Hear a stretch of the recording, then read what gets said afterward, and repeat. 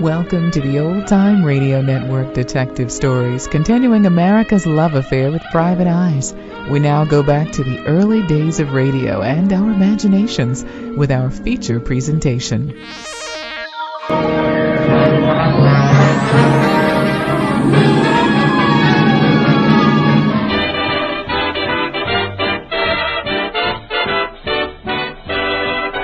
Let George Do It aired on the Mutual Network from 1946 to 1954, and it delivered the ongoing adventures of a detective with one foot firmly planted in the tough guy detective style and the other in the working relationship romance denial field. For George Valentine, detective work was job number one. To his secretary, Virginia Brooks, it was a developing relationship. Radio's competing series, The Adventures of Sam Spade, featured give-and-take exchanges between Spade and his stenographer Effie in a similar manner. The constant patter between George and Brooksy sounds a great deal like an old-time radio version of much later TV series like Heart to Heart, Moonlighting, and Remington Steele. Frances Robinson first played Brooksy, then Virginia Gregg took the role through its best years. Brooksy took every occasion to make it clear to George that the case that he was most off base on was the case of the missing engagement ring. Bob Bailey played George Valentine as a detective handyman who got his jobs from responses to a newspaper ad. Part-time detective and writer Dan Holliday in Box 13 also used the premise that it paid to advertise.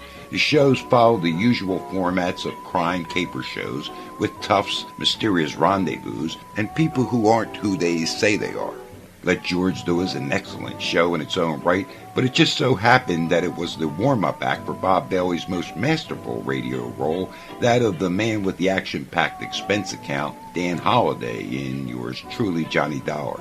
He took that role in 1955 and made the show golden as a classic of the final years of old-time radio. So let's now sit back, relax, and enjoy this truly old-time radio classic, Bob Bailey as George Valentine in Let George Do It, on the Old Time Radio Network, where the oldies are still young. Why can't this night go on forever? My way. That's when I'll hold you tight. I'll see. You can't stop me from dreaming. Good night, good night.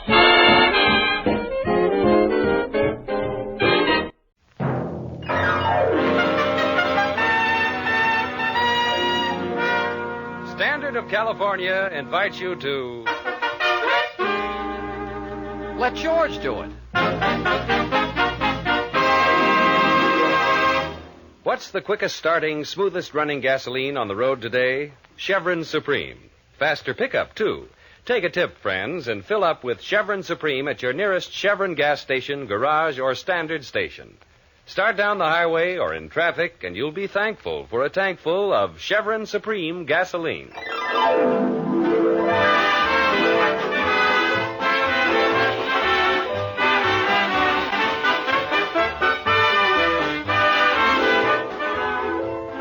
George Valentine has been out of uniform only a few weeks. Blessed with an abundance of energy, an adventuresome spirit, and not too much money, he has sunk his last dime in office rent, a few pieces of furniture, and an ad in the classified section of the daily paper.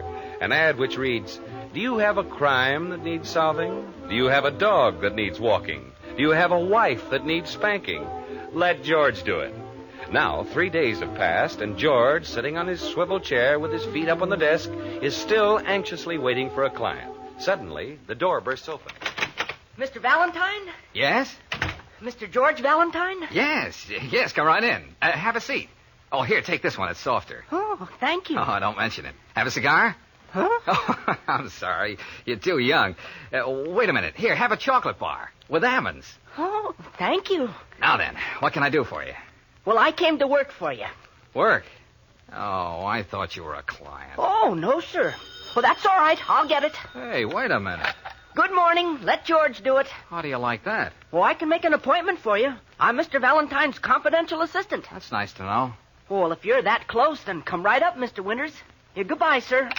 Now, look here, Bottom Button. I'm Sonny Brooks. You can call me Sonny. Well, now, look here, Sonny. Who hired you? Well, I come with the office. You see, Caleb, the elevator man, is my friend. He knew I was looking for a job, so he said, "Sonny, Whoever gets that office gets you, too. Yeah. Well, you're too young, Sonny. Things may get a little rough around here. Oh, that's okay, sir. I'm a very rugged character.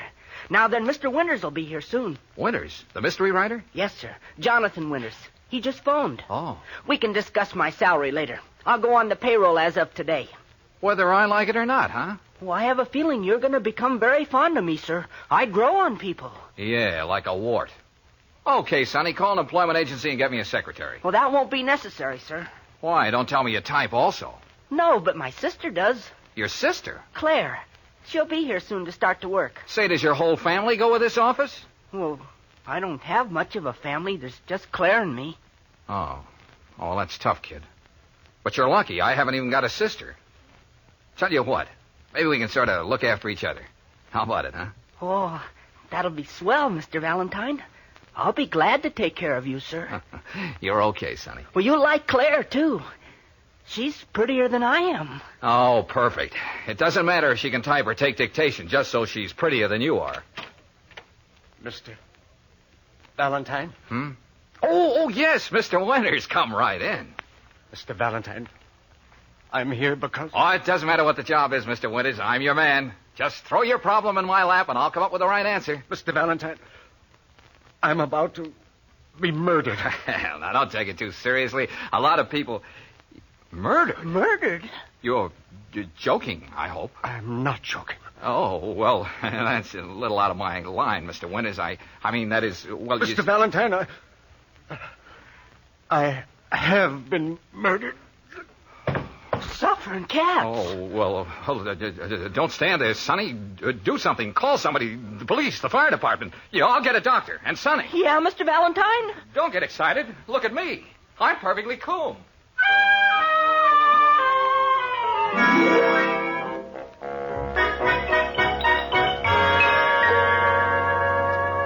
Going up, miss? Is Mr. Valentine's office in this building? Fifth floor. Step in. Oh, thanks.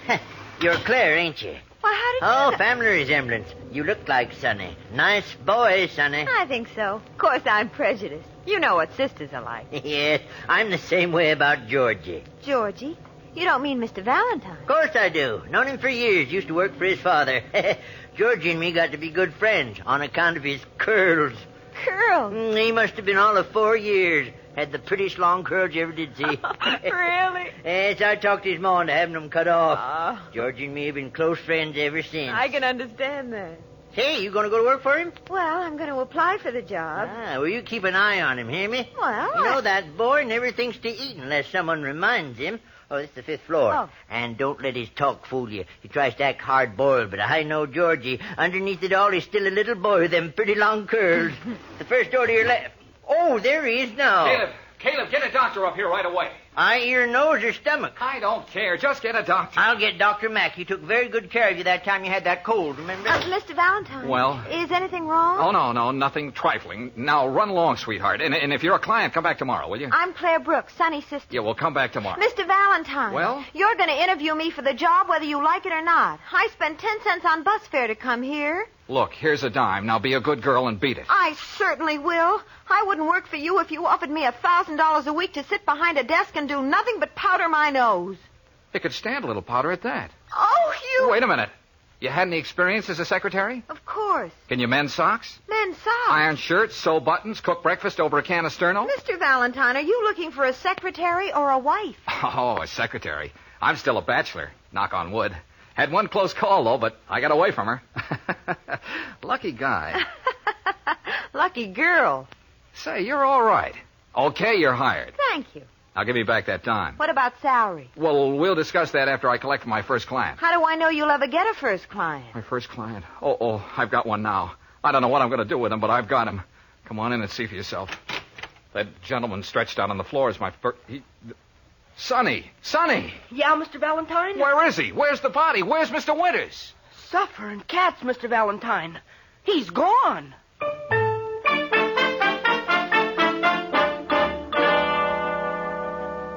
Makes sense, will you? Mr. Winters couldn't have just disappeared into thin air. It's like I told you, Mr. Valentine. I went into the waiting room to phone the police, and the next thing I knew, you were out here yelling for me. Look, this window is open. Well, what of it? Well, don't you see? It leads to the fire escape. Yeah, and this door leads to a closet, and that door leads to a... Well, never mind. Will you be serious? Mr. Winters was shot. Well? Maybe his murderer followed him here to your office. Maybe he hid out on the fire escape listening. Then when you left the office, he dragged the body out. I'll bet Sis is right. Sure. Oh, look, kids, we haven't got time to puzzle over it now. I'm in a jam. The police will be here any minute. The police? Of course. Sonny phoned them. I'll look pretty silly trying to explain that the body disappeared. My first case, and I make a mess of it. Oh, don't get discouraged, Mr. Valentine. Well, to tell you the truth, Sonny, I don't know what to do next. I haven't even got a clue. Still a little boy in curls. Curls? Oh, Caleb's been talking to you, huh? He's a swell old gentleman, but don't take him too serious. Why not? Well, he thinks I know all the answers. And look at me. Mr. Valentine, why don't you go out and find a clue? Find one? Where? Well, did Mr. Winters have a family? Well, I don't. Hey, wait a minute. I've seen pictures of his wife in society papers. Good. Oh, Claire, you're wonderful. Hey, remind me to raise your salary. What salary? Well, when you get one, remind me to raise it. See you later. Where are you going, Mr. Valentine? To Mr. Winter's home. And when the police come, stall them. But, Mr. Valentine, what'll I tell them? Tell them nothing. You've got charm, haven't you? Well, use it.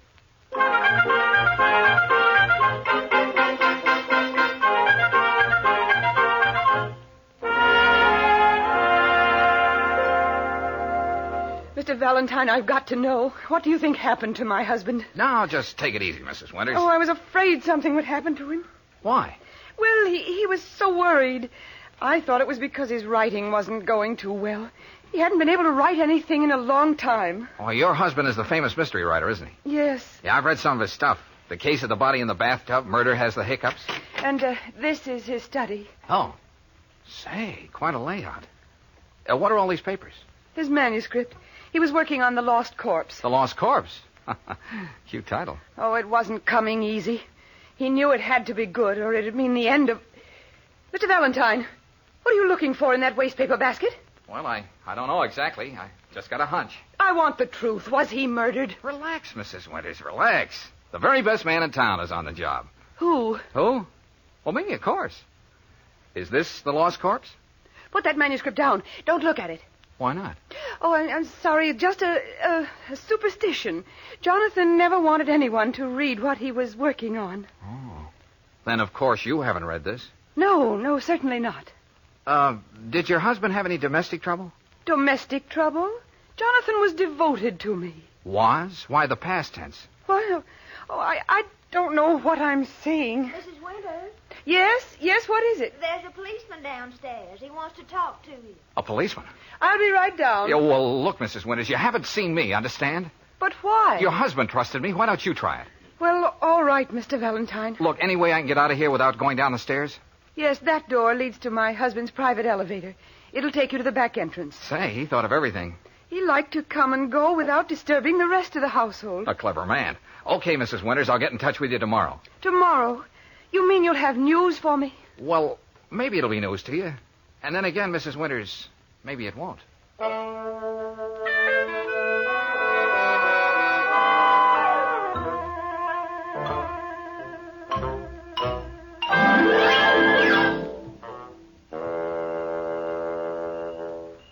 Mr. Valentine, what's the idea of dragging me out here in the middle of the night? Keep your pretty little mouth shut, will you, Claire? What is this place, anyway? The back entrance to the Winters home. Haven't they got a front entrance? Sure, but we're not using it. We're here to steal something. Steal? I'm supposed to be a secretary, not a second-story man. Keep quiet. Mr. Valentine, I quit. Yeah, some other time. Now step into that elevator. An elevator? Where will this thing take us? Up to Mr. Winters' workroom. It's pitch black in here. I don't feel safe. I'm here. That's what I mean. Shh. Now keep quiet. Oh! What's the matter? You don't have to hold my hand. I'm not holding your hand. Well, someone is. Don't scream. I've got him covered. Put him up, you... Get that gun out of my ribs. Sonny, I told you to go home. I have a feeling you're going to be very glad I'm along, Mr. Valentine. You might need me. Yeah, like I need two heads. You could use two. Now, both of you stay right here. I know where the desk is. Well, what do you want in there? I've got to get the lost corpse. Lost corpse? You mean you think Mr. Winters' body's in there? Yeah. No, the manuscript of his book. Now, keep quiet. Don't make a sound. Oh, Mr. Valentine, what was that? Just an old shin of mine. Hey, I hear somebody coming up the stairs. Okay, kids, we can beat it now. Everything's under control. I've got the lost corpse.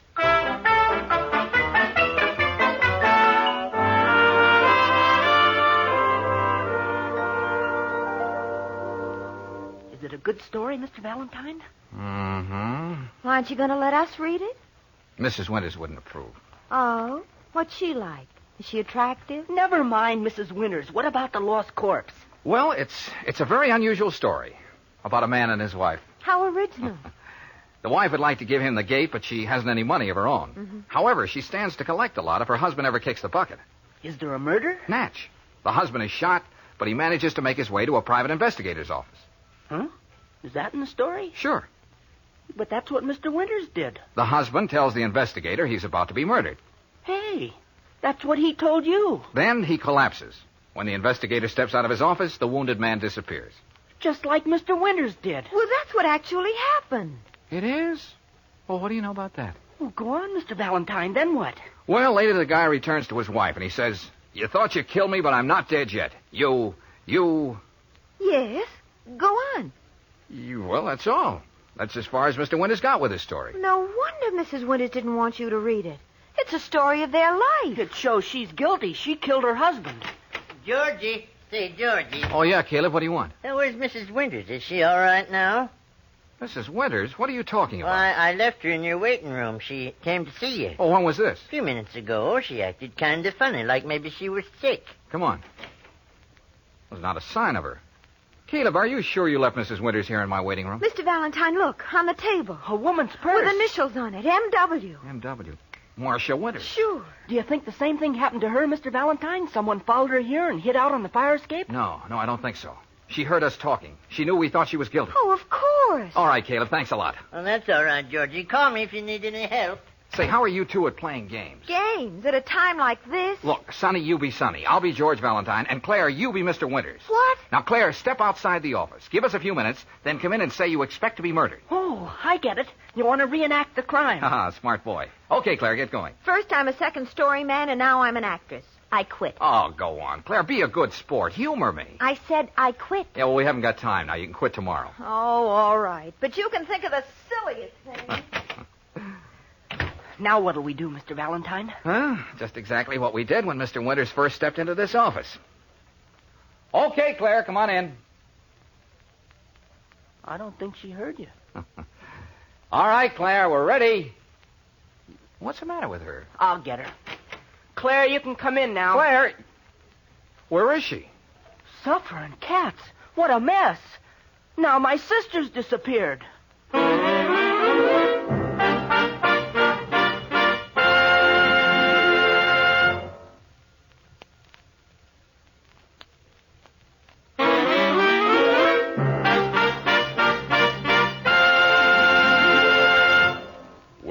Now, Claire has disappeared. We'd better give George a couple of minutes to think of some way out of this. Ever notice how it sometimes takes a couple of days to get accustomed to a change in climate? But not everyone knows that a change in climate or altitude can affect the way a gasoline performs in a car. You'll never have reason to notice it either if you drive on Chevron Supreme. That's because this great premium gasoline is tailored to each different climate and altitude zone in the West. Wherever you go, you get a Chevron Supreme that gives you the same fast starts, the same flashing pickup and eager power. Why not give it a try? Just stop at any Chevron gas station, garage, or standard station. You'll be thankful for a tank full of Chevron Supreme gasoline. Faster starting, quicker pickup with Chevron Supreme gasoline.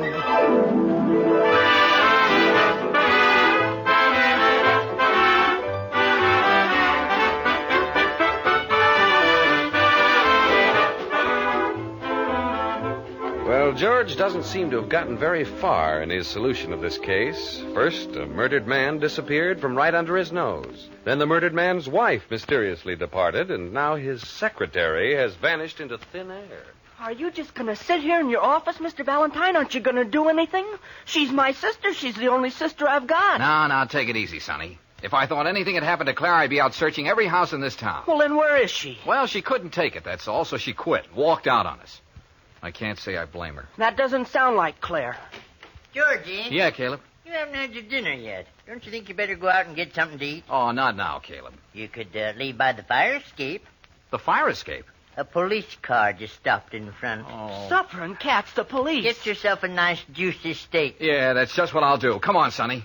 Go down there and stall him, Caleb. Oh, I intend to. Now, you take your time and digest your dinner. Did you hear me? Yeah, sure. Let's go, Sonny. The fire escape. Oh, and Sonny. Yeah, Mr. Valentine? Better bring Mrs. Winter's purse along with you.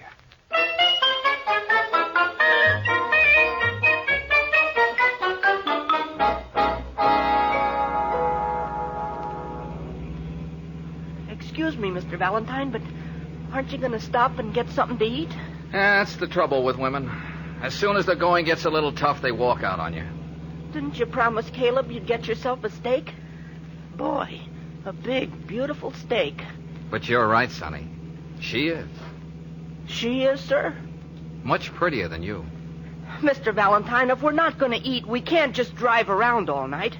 We've got to find out who murdered Mr. Winters and what they did with his body, and where Mrs. Winters disappeared to and what happened to Claire. Isn't that right, sir? And she's very intelligent. That is, for a woman. Mr. Valentine. Oh, okay, Sonny. Look at the address on that letter. What letter, sir? The one in Mrs. Winter's purse. Was there a letter in here? Well, didn't you notice it when Claire opened the purse? No, sir. Oh, here it is.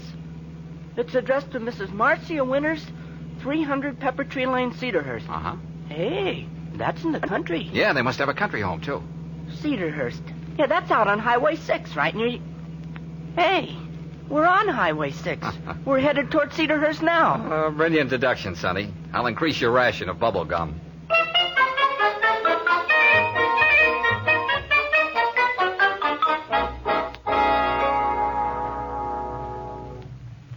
I filled her up, sir. Oil, water. No, thanks. Wash your windshield. No, don't bother. I washed it once and I couldn't do a thing with it. Don't get many customers around here at night. Pretty deserted road. Yeah. I'll bet we're the first car you've seen this evening. That's right. Oh, except for that cab. Cab? With a woman in it? Now, how'd you guess it? Hey, I'll bet it was Mrs. Winters. Hang on, Sonny. We're getting warm.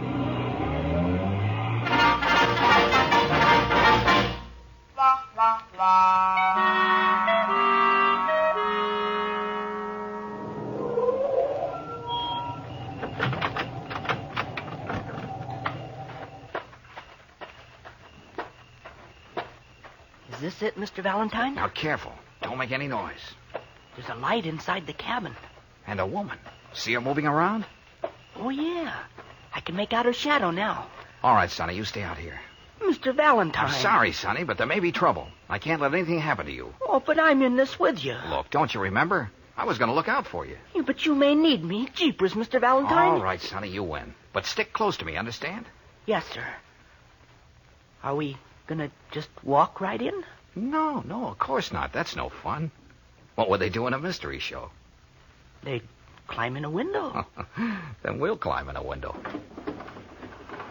Mr. Valentine, she turned off the light.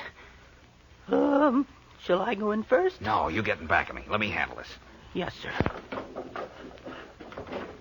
Take it easy, Sonny. I'm okay. Oh! I've got her. Let go! No, you don't. Just stay right here. You're hurting me. Turn the light on, Sonny. Yes, sir. Let's see what we bagged. Claire! Well, if it isn't second story Clarissa. You have to be so rough. I bet you cracked 2 ribs. I'm sorry, I don't know my own strength. Well, now that you see who I am, you don't have to keep on holding me. No, but it's fun. Claire, what are you doing here? Well, she saw the address on the letter, so she decided to follow the clue. Yeah, but why didn't she let us in on it? She thought I was a dope, Sonny, so she took over. You know all the answers, don't you? Not quite. What happened when you got here? Nothing. The place looked deserted. I crawled in the window, too. No one here? I couldn't see anyone. Are you sure? Of course. But, well, I've had the strangest feeling. Yeah?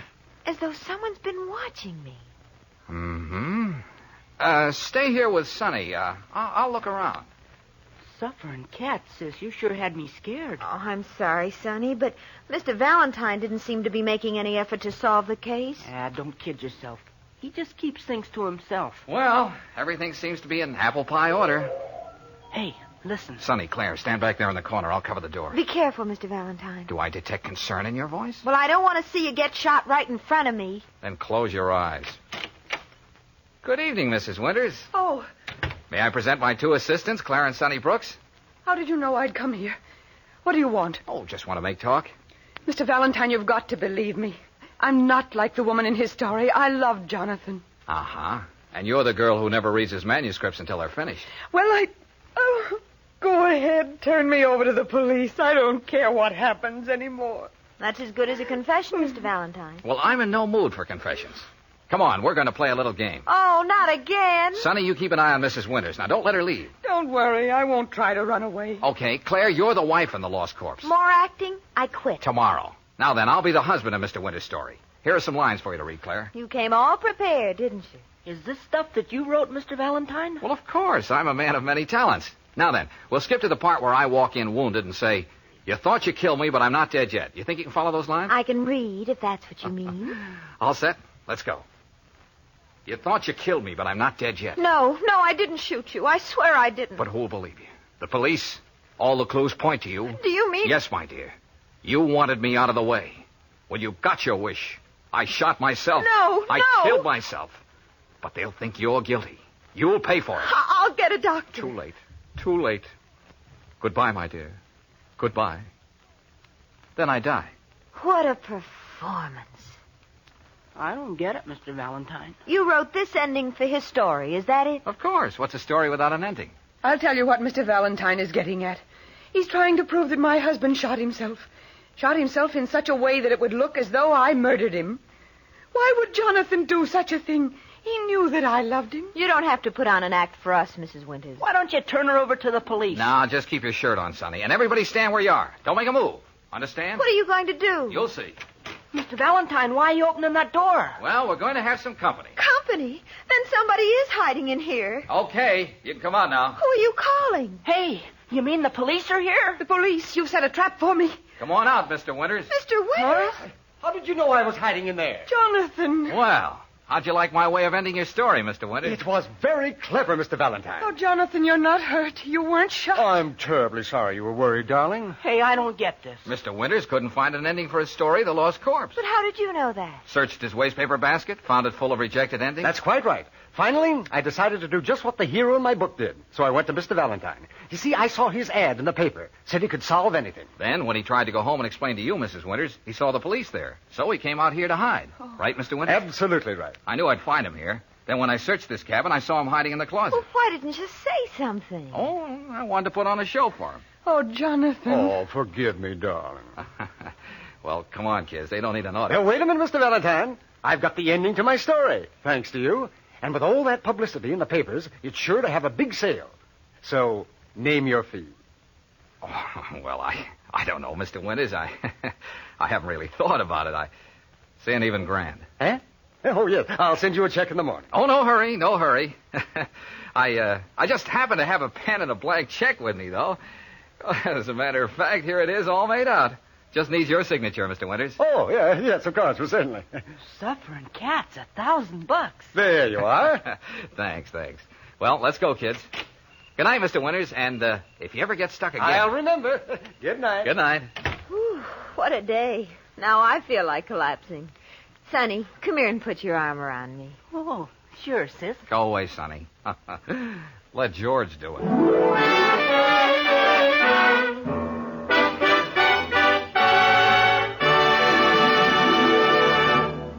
Tonight, I'd like to play a little game with you, too. A word game. It's very simple. I say a word, and you pop out with the first thing it brings to your mind. All set? Okay, I'll say oil. I'll bet most of you immediately thought of slippery. And that's right. Oil is supposed to be slippery, but sometimes it can be too slippery and slide right off spots it's supposed to protect. This can be awfully dangerous to cars, so we gave RPM motor oil a special non-skid ingredient that makes it cling to engine wear points. That's why it sticks to hot spots on upper cylinder walls that other oils often leave bare and exposed to wear. Other compounds in RPM gently remove carbon, prevent corrosion, and sludge. Try this all-around car saver. Ask for RPM motor oil at any standard station, Chevron gas station, or garage. And remember, fill up with Chevron Supreme, too. You'll be thankful for a tank full of Chevron Supreme gasoline. Faster starting, quicker pickup with Chevron Supreme gasoline.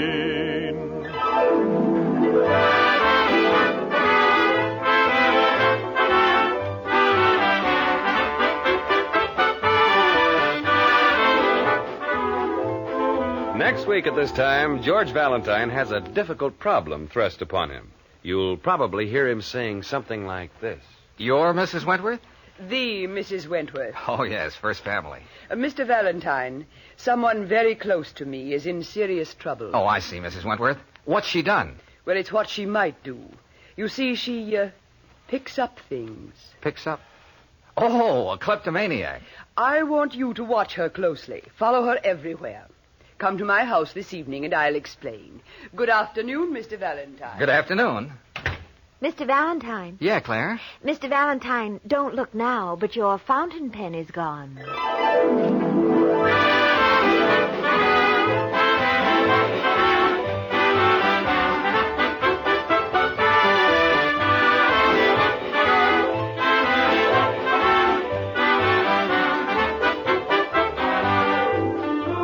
Let George Do It, starring Robert Bailey as George Valentine, is written by Pauline Hopkins and directed by Owen Vinson. Others in the cast were Shirley Mitchell as Claire, Eddie Firestone Jr. as Sonny, Joe Kearns as Caleb, Georgia Backus as Mrs. Winters, Howard McNear as Mr. Winters, and Horace Murphy as the filling station attendant. The music was composed and conducted by Charles Dant. Your announcer, John Heaston. Be with us next week when Standard of California invites you to Let George Do It.